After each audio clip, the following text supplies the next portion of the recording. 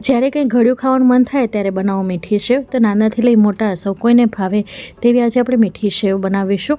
તો આ મારી ઘઉંની સેવ છે જે રોસ્ટેડ છે. માર્કેટમાં સોજીની સેવ પણ આરામથી મળે છે.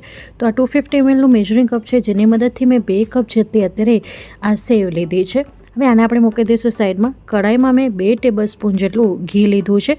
હવે ઘી આપણું અહીં મેલ્ટ થઈ ગયું છે. તો આની અંદર આપણે આ સેવઈ નાખી લઈશું. આ સેવઈ રોસ્ટેડ છે, છતાં પણ આપણે એને ઘીમાં સાતળીને જ્યારે લઈએ છીએ ત્યારે એનો ફ્લેવર છે વધારે ઇન્હેન્સ થઈને આવે છે, વધારે સુગંધીદાર બને છે ને સ્વાદિષ્ટ બને છે. તો ઘી ગરમ થઈ ગયું છે. તો હવે આની અંદર આપણે સેવઈ નાખી દઈશું અને સ્લો ટુ મીડિયમ ફ્લેમ ઉપર આપણે આને કન્ટિન્યુ ચલાવતા રહીશું. ફ્લેમ હાઈ નથી કરવાની, કારણ કે રોસ્ટેડ છે તો એનો કલર જલ્દી ચેન્જ થઈ જાય છે. તો લગભગ 2 થી 3 મિનિટનો સમય લાગે છે.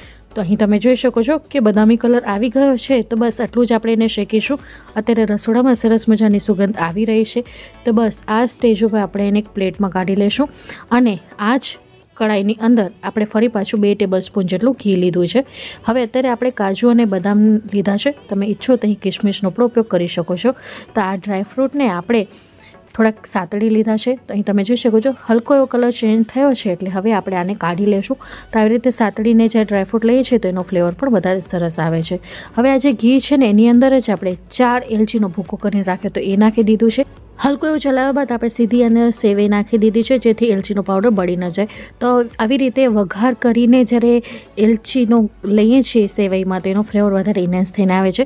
સારી રીતે મિક્સ કરી લીધા બાદ બાજુમાં આપણે પાણી ગરમ કરવા માટે મૂકી દીધું હતું. તો આ પાણી ઉકળતું હોય એવું ગરમ કરેલું છે. તો 2 કપ સેવઈ હતી તો એની સામે 2 કપ જેટલું આપણે પાણી લીધું છે.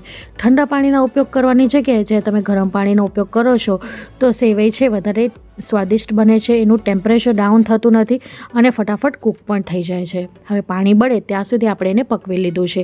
તો લગભગ 1.5 થી 2 મિનિટની અંદર જ બધું પાણી શોષાઈ જાય છે.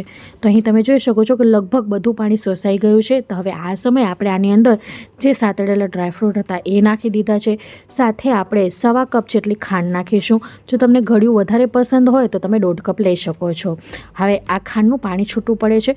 તો ખાંડનું પાણી બળે ત્યાં સુધી આપણે એને કન્ટિન્યુ ચલાવીને પકવી લીધું છે.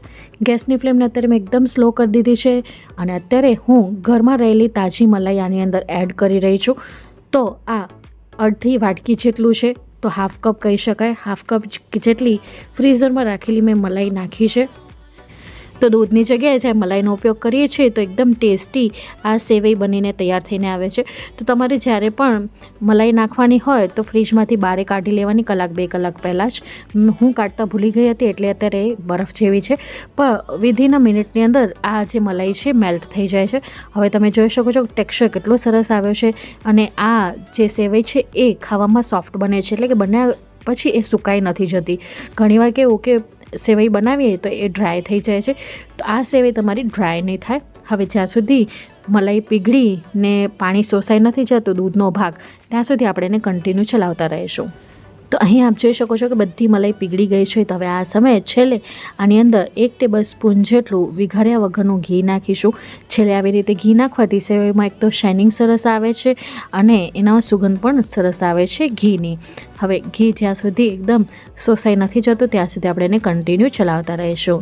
તો આ સેવઈને હવે આવનારા દિવસોમાં શ્રાદ્ધ આવી રહ્યા છે અથવા તો ઘરે કોઈ મહેમાન આવ્યો હોય કે હોય તમને પોતાને જ કંઈક ઘડ્યું ખાવાનું મન, તો 10 મિનિટની અંદર જ આ સેવઈ તૈયાર થઈ જાય છે. તો ફ્રેન્ડ્સ, આજની અમારી રેસિપી તમને કોઈ પણ કારણોસર ગમી હોય તો પ્લીઝ વિડીયોને લાઇક, શેર, ચેનલને સબસ્ક્રાઈબ કરવાનું ન ભૂલતા. બાજુમાં પેલી બેલ બટનને દબાવીને ઓલનું નોટિફિકેશન દબાવજો, જેથી મારા આવનારા વિડીયોઝની નોટિફિકેશન તમને મળતી રહે. હું ફરી મળીશ હજી એક આવી જ નવી રેસિપી સાથે. ત્યાં સુધી આવજો. Bye, take care, thanks for watching.